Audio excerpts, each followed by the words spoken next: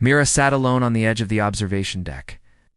High above Earth, the stars stretched forever in front of her, but her heart felt small. She pulled her knees to her chest and stared at the quiet emptiness beyond the glass. It had been 5 years since Jace left. They had grown up together in the underground cities of old Earth, built deep below the surface to escape the radiation and storms.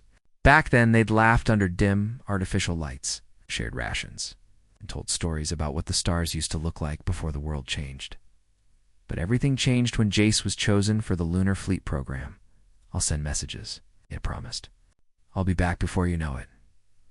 At first he did write short notes, small jokes, even drawings. But the messages came less and less, until they stopped completely 2 years ago. Mira had sent a dozen replies, maybe more. None ever came. Back now, Jace was gone somewhere out there. Maybe flying a secret ship, maybe lost in the stars, maybe...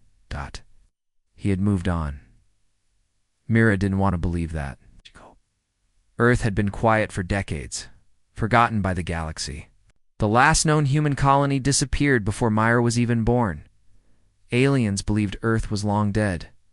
But deep below, humans had survived. They had rebuilt, quietly, carefully, secretly. Mira was part of that hope. She was an engineer trainee, now helping design signal boosters for the hidden war fleet. But even among people, she felt alone. Every time she looked at the stars, she thought of Jace. One evening after her shift, she walked to the long-range signal room. It was supposed to be locked, but she still had her old access code from her. In turn days, she slipped inside. The room hummed softly. Screens glowed with star maps and transmission logs. No one else was there. Mira walked to a small terminal. She knew it was against protocol. Messages from Earth weren't allowed to leave. The system without Fleet Command's permission. But this wasn't about orders. This was about trying to feel close to someone. She missed more than anything. Her fingers hovered over the keyboard. Then she typed, "Hi, Jace. I don't know if this will reach you. I don't even know if you're still out there. I miss you. Earth is different now. We're rising again. I'm working on the fleet you always dreamed of. You were right. We weren't meant to stay hidden forever. I hope you remember me. I remember you every day." She paused, then added, "If you're still out there, ... please write back." Mira hit send. The message vanished into deep space, carried by an encrypted beam designed for speed. It could reach the edge of the system in hours. But who knew where Jace was now? Maybe he'd see it. Maybe he wouldn't. But for the first time in years, Mira didn't feel helpless. She felt human, brave, full of the same fire that had kept Earth alive. All this time, the next morning, she returned to work like nothing happened. She smiled more that day. She helped a younger trainee fix a capacitor. She even laughed at a joke during the lunch break. She still missed Jace. But now, that feeling wasn't only sadness. It was hope. Late that night, her datapad blinked. One new message received, origin unknown. Her hands shook as she tapped the screen. "Mira, is this really you? I read your message. Can't believe it. Thought I'd never hear from Earth again. I didn't stop thinking about you. I just couldn't reach back. I'm on a deep recon ship we're coming home. Soon. Wait for me." Jassa tears filled Myra's eyes. She laughed, holding the datapad close. They had found each other again. Earth wasn't alone anymore, and neither was she. Asterik Rion stood on the edge of the space elevator platform, watching the ships fly in the distance. His uniform was clean, his boots polished, but his heart felt heavy. The stars looked peaceful, but inside he felt restless. Empty. Lena had left Earth 3 years ago. She was a top pilot, strong and fearless. When Earth's hidden war fleet began final testing near Jupiter, she was one of the first chosen to join the elite. Rion had been proud of her, but he never told her how he really felt. They were best friends since training camp, always laughing, always together. They shared meals, long walks, and dreams about the stars. He'd wanted to say something more than friendship, but every time he tried, fear held him back. Then she was gone. Oh. She had promised to keep in touch, but the fleet went radio silent. It was part of the protocol: no contact, no leaks, total secrecy. Rian understood. Still, his heart didn't stop aching. Every time a shuttle passed overhead, he looked up, wondering if Lena was inside. He listened for her name during fleet updates. He never heard it. He missed her voice, her laugh, her stubbornness, even her silly way of tying her hair when she was focused. Now he worked at Orbital Command as a communications officer. Every day, he sent orders and read reports from outposts and stations. He saw the growth of the new human fleet ships rising from dry docks, new tech being tested, plans moving forward. Earth was returning to the stars. But Rian, he felt stuck. One quiet evening, Rian sat in the break room alone. Outside the window, Earth glowed softly in blue and white. He took out his old tablet, the one he used during training. On it were pictures of him and Lena, smiling at graduation, sitting side by side during night patrol, a blurry one where she had playfully pushed him into a fountain, swiped through them slowly, heart aching. "I should have told you," he whispered to the stars. "I should have said it." How do you send a message into the silence? Suddenly, his shift alarm buzzed. He rushed back to the console.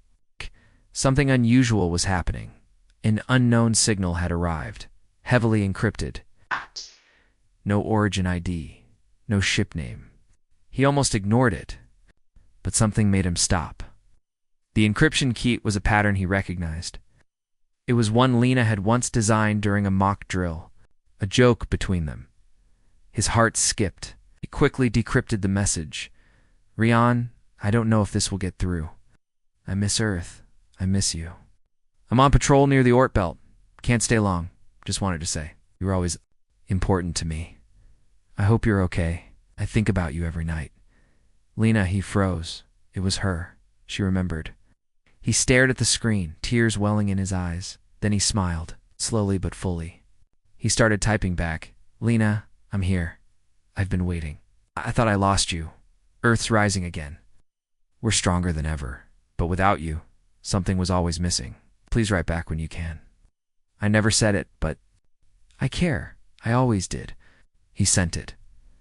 A moment later, a second message arrived. "I knew you'd reply. I'm coming back soon. Earth needs its fleet, but I need my friend too. Save a spot on the platform for me." He laughed. For the first time in years, Rian felt light again. Whole Earth wasn't just building ships. It was building bridge between people, between hearts, between stars. And even in the silence of space, the human spirit still reached out with hope. Part 2. The missing voice. The hallway felt too quiet without Lena's voice. Jonas walked slowly, holding his datapad close to his chest. The lights above flickered gently, and the smooth floor echoed every step. It was the same school. Station he had known for years, but something was different. Now, someone was missing. Lena had been his best friend since they were little. They built robot models together in class. They shared dreams about exploring the stars and finding new life. Lena always believed humans had a special purpose in the galaxy, not to conquer, but to connect. She made Jonas believe that too. But now she was gone. Her family had moved to the Arcturus Ring after a trade mission opened new colonies there. The goodbye had been quick. One last hug. One last promise. "I'll message you as soon as I land." That was 3 months ago. Jonas had sent 3 messages already. No replies. Maybe her station didn't have a connection yet. Maybe she was busy settling in. Maybe she didn't care anymore. He didn't want to think that. During lunch, Jonas sat at their usual spot near the greenhouse window. The plant still glowed with soft blue light, but without Lena's jokes, the air felt heavy. He looked at her empty seat and whispered, "Are you still thinking about me? Or have you already moved on?" The next day, Jonas went to robotics class, where they used to build together. He sat at their shared table, now only half filled with tools. The robot they had started, small, boxy, with blinking lights, still sat on the shelf, half finished, silent. Their last project. Left behind, Jonas touched its metal side. "We were going to give it a name," he said quietly. That evening, Jonas walked alone through the ship's garden corridor. Stars peeked through the long windows. The view used to excite him. Now, it felt like a reminder of how far away Lena was. He missed her energy, her questions, her laugh. He missed having someone who believed in him. As he turned to go back, he passed the message terminal in the common room. A group of kids were there, sending videos and games to cousins on Mars. Jonas paused. He still had no reply from Lena, but maybe he was asking for the wrong thing. He didn't just want a message, wanted to feel connected again, wanted to show her that even though she left, he was still here. Still building, still dreaming. He had an idea. The next day, Jonas returned to robotics class early. He looked at the half-built robot and smiled. "Okay, buddy," he whispered. "Time to finish what we started." He worked every day after school. He added the final arm. He repaired the sound chip, gave it a new energy core. And finally, he painted a name on its front in small, neat letters, LNX1, short for Lena Nexus, his link to her. The robot chirped to life. Its little eyes blinked, turned its head and made a soft beep like. Kira sat on the rooftop of her home, far below the stars. The air was cool, and the wind carried the scent of metal and dust from the underground factories. Earth had changed. It was rising again stronger, smarter, quieter. But something in her heart still felt broken. She held a small music player in her hands. It was old, scratched and half-rusted, but it still worked. The songs inside reminded her of Zane. They used to listen together, sharing a single pair of earphones, laughing at the strange lyrics, humming melodies while watching ships rise into the sky. He had always wanted to be a pilot, and when the chance came to train on Mars for the fleet, he took it. "I'll come back," Zane had said. "And when I do, we'll go to the stars together." That was 2 years ago. At first, he sent messages every few days, short videos, a joke, of the red dust on his boots. But then they stopped. No explanation. No goodbye now, silence. Kira had tried not to think about it, but she couldn't help it. Zane wasn't just her best friend. He was her heart, her courage, her hope. But he was gone, and she didn't know if she would ever see him again. She pressed. Play the old song began, one they both loved, the slow, soft melody. The same one they had danced to in the moonlight of Earth's last festival before he left. Tears filled her eyes. She missed his voice, his energy, the way he made her feel like she mattered. She wanted to send a message, but what could she say? If he had changed? What if he didn't feel the same anymore? Still, she couldn't let go, not completely. That week, Kira started working late in the signal lab. She was a technician now, helping to align satellite channels and check deep space frequencies. It wasn't exciting, but it gave her one gift time near the big array, the same system that sometimes picked up messages from Mars. Late one night, she stayed after hours. The room was quiet, filled only with the gentle buzz of machines. Adjusted one of the receivers, her heart racing, then something unexpected happened. A low ping. A signal blinked. Not from Mars exactly, but from a relay station near it, and the encryption tag. Earth Fleet Cadet Level. She opened the log. This is Cadet Zane Rial, Mars Training Wing, Red Group, running daily log. Earth's skies still feel like home, even when you're far away. Her breath caught. It was Zane. The file was dated only a week ago. It wasn't meant for her, it was a practice log. But somehow, the signal had bounced off a test satellite and reached Earth. He was still out there. She copied the message to her private folder. Then she did something bold. She recorded a reply. Zane, you probably won't get this, but I found your log. I miss you. Earth has changed, and so have I, but I still think about the song and the stars. I hope you haven't forgotten, 'cause I haven't. She uploaded it into the same relay channel, carefully timed for when the Mars station passed near the array. Then she waited. Every night she checked the logs. Days passed. Then finally, one night, new signal received. Private encryption detected. She opened it. Zane's face appeared. A little older, a little tired, but still him. Kira, I don't know how you found my log, but I'm so glad you did. I thought I lost you. I stopped messaging because I didn't think I deserved to come back. I messed up. But not a day passed where I didn't think of you. That song. I still listen to it before every flight. You're my anchor always. Kira smiled through her tears. She didn't feel lost anymore. They were still far apart. The connection was back. Real strong Earth was building ships, fleets, and hope, and even stronger than the ships was the human heart. A heart that remembers, reaches, and rises. Always asterisk, Ellis stared at the empty chair beside him in the mess hall.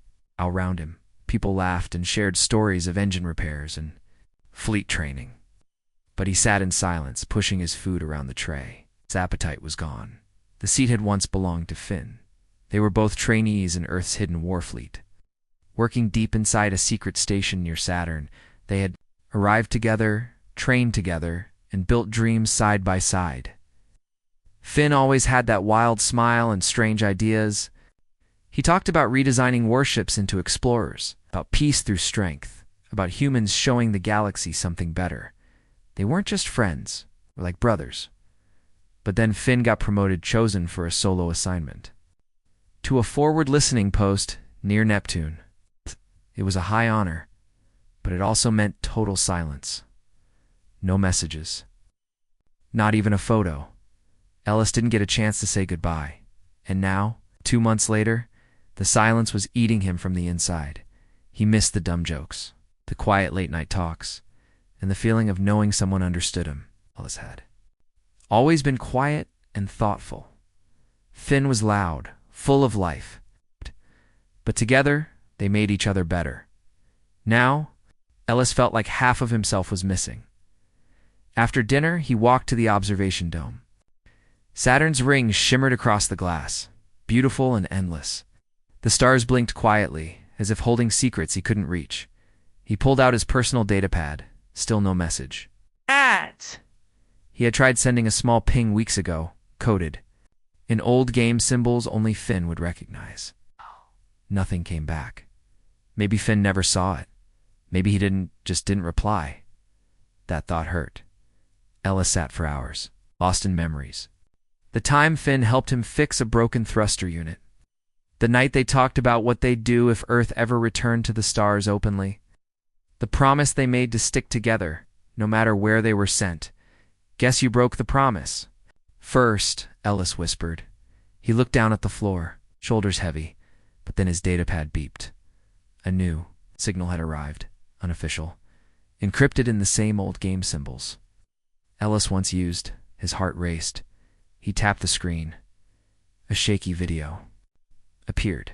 Finn's face was there, dust on his uniform, a few bruises on his cheek, but smiling. Ellis, I saw your ping last week. Took me forever to bounce back a signal through all the interference here. You wouldn't believe what's out here strange.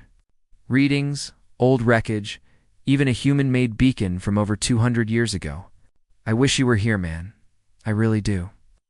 The video paused, then started again. I miss you. Think about our talks all the time. When I'm staring at nothing but stars, I imagine what you'd say. Probably something smart and calm while I panic, he chuckled, then grew serious. We're not alone anymore, Ellis. Earth is ready. I feel it. We just need to hold on and when the fleet moves. I want you at my side again, like always. The video ended. Ellis didn't even realize he was crying. He wiped his face and laughed. Quietly, he opened a reply window. Finn, you idiot, I've been waiting. I never stopped. You better come back soon because I've been saving your seat. And guess what? I've been working on a design to turn war cruisers into explorers. Thought you'd like that? Paused, then typed one last line. We're still humanity, still dreaming, still moving forward. Together, he hit send. Outside, Saturn spun silently. But inside, Ellis's heart felt full. The stars were far, the war fleet was hidden. But friendship hand, the human spirit was reaching through the darkness. Still alive, still strong, still hopeful. Alina sat in the corner of the orbital library, staring at her datapad. Around her, people whispered quietly, flipping through digital archives and scanning old space maps. The soft hum of power cores filled the room, but Alina barely noticed it anymore. She opened the last message she received from her older sister. Mari, it was dated 11 months ago. They picked me, Lena. I'm going to be part of the first cultural bridge team to the Indari system. I'll send you updates as soon as I can. Take care of Mom, okay? Love you forever. Alina touched the screen gently, as if she could feel Mari's hand through the glass. Her sister had always been her hero kind, brave, full of energy. She had taught Alina how to pilot small ships, how to make space tea, and how to laugh even when Earth felt broken. Then Mari left, far beyond the solar system, on a peaceful mission. A human ambassador of kindness. At first, messages came every week, then every month. Then, silence. Alina sent over 20 messages since then, but none returned. She didn't know if the signals were blocked, delayed, or simply lost in the blackness between stars. Each day, she waited. Each day, nothing came. Some people told her to let go, that Mari had probably made a new life. She was too far away now, but Alina couldn't believe that. Her sister wouldn't forget her. She walked out of the library and headed toward the observation deck. Saturn floated outside the giant windows, its rings shining gently. Alina sat on the floor and hugged her knees. I miss you, Mari, she whispered. I wish I knew how to find you. She stayed like that for a long time, watching, thinking. Then slowly, an idea began to form. Mari once told her, if words can't reach someone, send something else. Music. A signal. A story. Just something from the heart. Alina stood up quickly and rushed back to the communication wing. She knew what to do. She had studied signal wave harmonics at the station. She knew how to shape patterns, adjust frequencies, and ride space noise like a current. If text wasn't working, maybe music would. She found an old song Mari loved, a soft piano piece they used to hum together during hard times. Lena converted it into a signal stream. Each note turned into a unique data pulse. Then she added her voice. Hi, Mari. This is Alina. I don't know if you can hear me, but I made this for you. I remember your song. I remember you. Hope you remember me too. I miss you. She bundled the song and her message into a clean signal and broadcast it through the long-range tower. Then she waited. 3 days passed. Then, a week, no response. Still, every day she played the signal again. And every night, she sat by the window, whispering the song to the stars. Then, one evening, the console in her room blinked. Incoming transmission. Partial Sagina. Lelena jumped from her chair and rushed to the screen. The message was corrupted. Static filled most of the file. But at the end, just 5 clear notes of music played, their song, and then a soft voice, still humming. Always with you. Alina pressed her hands to her mouth. Tears spilled down her cheeks. Mari had heard her. She had answered across light years, through storms of radiation, past alien systems and broken relays. Her sister had heard her music and sent it back. It wasn't a full conversation, not yet, but it was enough. It was proof that even across the deepest dark, love could travel. Alina didn't know when Mari would be able to write again. She would keep singing, keep sending little bits of home across the sky, because humans weren't just explorers or inventors. They were connectors. They found ways to reach each other when all seemed lost.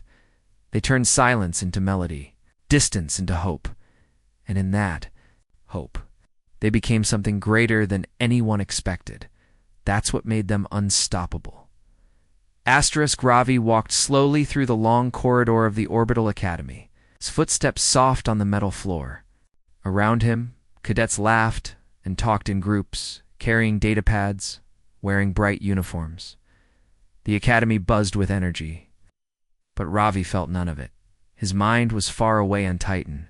That's where his childhood friend Layla had gone 6 months ago. They had grown up together in one of Earth's mountain shelters after the last surface storms. Layla was always the brave one. She jumped into rivers, raced through tunnels, and dreamed of becoming a navigator in the war fleet. Ravi was More quiet, the kind who liked building radios and watching stars through his little telescope. But they fit together, like two stars in the same orbit. And then one day, she was gone. Layla got accepted into Titan Station's exploration school. She cried when she hugged him goodbye. "Don't forget me, okay? We'll meet in space someday," he had smiled. "I'll find you again, I promise." At first, she messaged every week. Videos of Saturn's rings, her new room, her classmates. She said she missed his cooking and told him to send pictures of his radio projects, but then the messages slowed. First one a month, then none at all. Ravi sent message after message. No answer. Had she changed? Was she too busy? Or had she forgotten? Now, Ravi sat alone most evenings, fixing old devices in the Academy Tech Lab. He didn't talk much. People said he was brilliant, but he didn't care about praise. He just wanted one thing, one reply. One sign that Layla still remembered him. One evening he opened an old wooden box where he kept small things. A photo of them at age 10. A paper star she folded for him once, and a tiny music chip. The music chip held a song he had written for her, a soft melody with notes that reminded him of her laughter. He hadn't played it in months. He turned it on. The gentle sound filled the room. For a moment, he felt warm again. The ache in his chest softened. Then an idea came to him. What if words weren't enough? Maybe the network was blocked. Maybe messages were filtered. But music. Music could slip through channels, echo through systems, hide in static. He rushed to the Academy signal tower, using his special access. He rewired a sideband of the fleet's long-range transmission channel. It wasn't illegal, just never used. He uploaded the melody and added a note, "Layla, if you hear this, remember who wrote it. I'm still here, still waiting, still your friend, always." He hit send. For a moment, nothing happened, but Ravi didn't feel hopeless. For the first time in months, he felt light.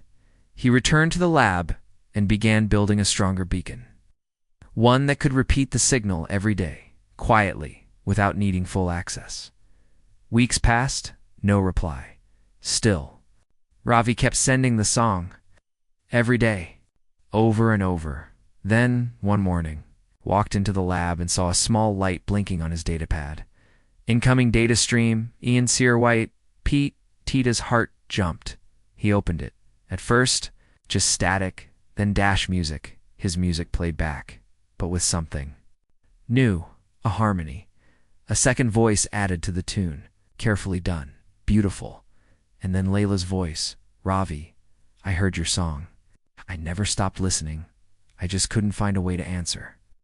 My station blocks outbound signals. I had to hide this inside a routine scan burst, but I'm still here, still your friend. I'll never forget you." Ravi didn't move for a full minute. He just stared, smiling. Tears in his eyes. She remembered. She cared. Across the vast cold of space. She had reached back because he didn't give up. He replied quickly, sending a new version of the song with his voice layered in. He wrote, "We'll keep building this song one piece at a time until we meet again." And they did. Each week, a new message came. A new harmony, a drawing, a shared dream. They couldn't touch hands, but they built something even stronger. Connection made of memory, music, and human hope. Because humans don't let go. They reach, even in silence. They build, even in sorrow. They hope, even when the stars are far. And that's why the galaxy would never forget Earth again. Lena stood in the old garden dome on the edge of Earth's orbiting research ring. Vines grew along the clear walls and soft green light filled the space. Birds chirped gently from speakers overhead. It was peaceful. But inside Lena's heart, there was no peace. She looked down at the small gift in her hands, a paper crane, carefully folded, its edges soft from time. It was from June. They had been friends for most of their lives. Growing up in the last open-air village in Earth's northern zone, June had always been quiet, but full of dreams. Used to fold paper animals and whisper wishes into them. One day he once told her, "I'll leave Earth not to escape, but to see how far a human heart can go." And one day he did. Jun was accepted into the diplomatic wing of the Earth fleet. His mission was unique travel across nearby systems. Listen to alien voices, learn and speak on humanity's behalf.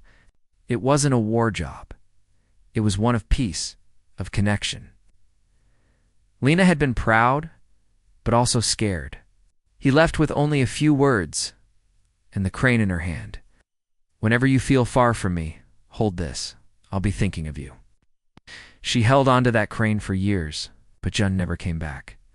And his messages stopped after the second year. Lena kept working in the science ring. She helped design safe food systems and life support for Earth's hidden expansion. Everyone saw her as calm and steady, but she never told them how often. She stood in the garden dome, folding and unfolding that one fragile crane. She missed Jun, not just his voice, but his belief, his hope. He had made her feel like Earth's future was more than machines and fleets. It was about kindness, too. One night, during a quiet maintenance cycle, a technician named Roan handed her a bundle of recovered long-range transmissions. These were just pulled from a derelict listening post near Proxima, he said. Might be junk, but thought you'd want to look? Lena thanked him, though she didn't expect much. Later, she sat at her console and ran the files through a decryption filter. One audio clip clicked open. Her breath caught. It was Chen's voice. Older, slower, but still Jun. If anyone hears this, this is Jun, Oral, Earth Fleet Diplomatic Wing, Ship Solace. We made contact. Peaceful. Beautiful. But something went wrong. Our engines failed near the Viridian cluster. I've been sending signals every week. I don't know if they'll reach home. Lena covered her mouth, tears rising. He was alive. Or at least he had been. She scanned the files data. It had been sent almost a year ago. But it had survived bouncing off satellites, floating through cold space, finally reaching Earth's edge. She whispered, "You never stop trying." The next day, Lena skipped her usual tasks and rushed to the comms hub, she explained. Everything to her supervisor, who granted her special access. She crafted a message, not just with words, but with emotion. Jun, I got your signal. I kept the crane. I never gave up. We're still here. Earth still believes. I believe. Please, if you can hear this, come home, or send another word. She paused, then added one last line. You asked how far a human heart could go. Far enough to reach across stars. Far enough to still hold yours. She sent it through every available relay that pointed toward the Viridian cluster. Then she waited. A week passed, then another. Finally, just before dawn, her console beeped. She stared at it with wide eyes. Incoming message. Unknown sector signature match. Solace, she opened it with trembling hands. The screen lit up with Chen's face, tired, smiling, eyes wet. Lena, you heard me. He held up something in his hand. It was a paper. Crane, I kept folding these, even when everything else broke down.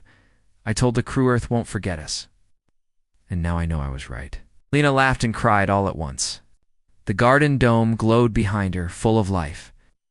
Hope had crossed space again. It wasn't the power of ships or technology that mattered most. It was the heart behind them. Humanity was not just rising again. It was remembering, reconnecting. And no matter the distance, love still found its way. Part 7 title, The Galaxy Believed We Were Extinct Until. Earth's secret war fleet emerged from hyperspace. Word count. Approximately 800 style. Simple English, third person, emotional. And hopeful Lena sat near the edge of the satellite array tower, her legs swinging gently above the snowy cliffs of Earth's polar outpost. The sky above her was clear and full of stars, but she didn't feel wonder anymore, only quiet sadness. It had been a long time since she heard from Jordan. They used to talk every day during training, laughing over meal rations, sneaking into the upper dome to watch the stars, and sharing silly dreams about building their own ship one day. Jordan was more than a friend. He was the one person who made Lena feel seen, safe. But then, he was sent to the outer fleet to a research station far beyond the asteroid belt, a high-risk mission. No messages allowed for security reasons. The goodbye had been fast and quiet. I'll be back before you know it, he had said, touching her cheek. That was nearly a year ago. At first, Lena felt strong. She believed in the mission. She kept working in Earth's communication division, monitoring secret signals and helping direct messages between starships. But now, every shift felt heavier. Every alert made her heart jump in, then fall again when it wasn't him. Had written over 20 messages in her personal journal, not one of them sent. She didn't even know where he was anymore. The fleet kept mission locations hidden. She respected that.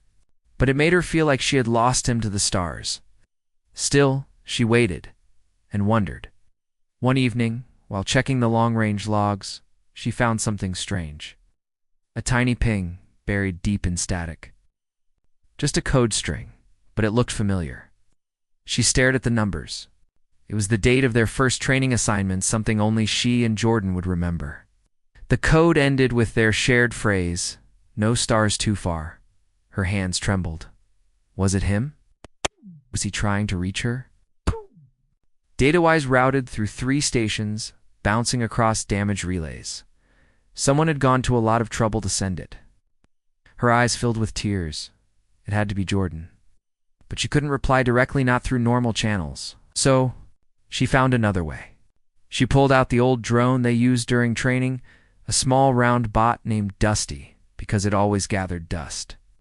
She cleaned it up, rewired its signal module, and turned it into a custom messenger. She coded her own message. Like his, still waiting, still listening, you promised. I still believe you. No stars too far. Then she attached a copy of an old video of them laughing on their first engine test, and a map with a small blinking star marked home. She uploaded the message into Dusty and launched it from the tower's private port using a stealth frequency. The drone would take time, but if Jordan saw the original ping, he might be watching for an answer. She sat by the window every night. After that, not expecting a miracle, just holding on to the feeling that she had tried. Then, one afternoon, the tower's system alerted her to a private incoming burst signal. She opened it with shaking fingers. The video was low quality. It was him. Jordan's face appeared, tired and a little older, but smiling. I knew you'd find a way, he said. I only had 30 seconds of access time, but I saw your message. I saw Dusty. You fixed him up better than I ever could. He looked into the camera. I think about you every day, when I'm cold, when it's dark, when I hear silence for hours. I imagine your voice, your laugh. Keep me strong, Lena. Earth keeps me strong. You remind me why we're out here. Then his smile grew soft. I'll be home soon. We're close to finishing the mission. And when I do, we're building that ship together, just like we promised. The video ended. Lena pressed her hand to her mouth, tears streaming down her cheeks. She had waited, she had hoped, and he had reached back. From across the stars, through silence and darkness, he had answered. That was humanity's power. They didn't give up. They didn't forget. They loved, they reached, they held on even when the galaxy thought they were gone. And that's why Earth's light was rising again. Jamie stood beside the viewing glass of Orbital Dock 12, watching a fleet ship rise into the stars. Its silver body shimmered in the sun's glow as it disappeared into the blackness. The others in the observation deck cheered quietly. It was a test launch, a success. But Jamie didn't feel like cheering, because Maya wasn't there to watch it with him. They had shared everything once: childhood lessons, small science projects, late-night talks under Earth's sky dome. Jamie remembered the way Maya dreamed out loud. She wanted to see every planet, visit every culture, and bring hope to places forgotten. Then, one day, she got the chance. She was selected to join the first Leda deep-range diplomatic vessel from Earth's secret war fleet, but it wasn't a warship. It was a ship of peace, sent to distant systems to remind the galaxy that humanity wasn't just backbutt, that it still believed in unity. She left with only a whisper and a hug. I'll find a way to send you something. Even if it's just a whisper back, and then silence. Jamie had waited months. He checked cum logs, scanned fleet records, even tried tracing classified transmissions, but there was nothing. The first light's route was sealed. For safety, he understood. But his heart still ached. He missed her. Her voice, her wild ideas, her strength. Each evening, after his duties as a fleet mechanic, he returned to the quiet room he had filled with her old sketches. Spaceships shaped like butterflies. A drawing of Earth hugging the moon. Plans for an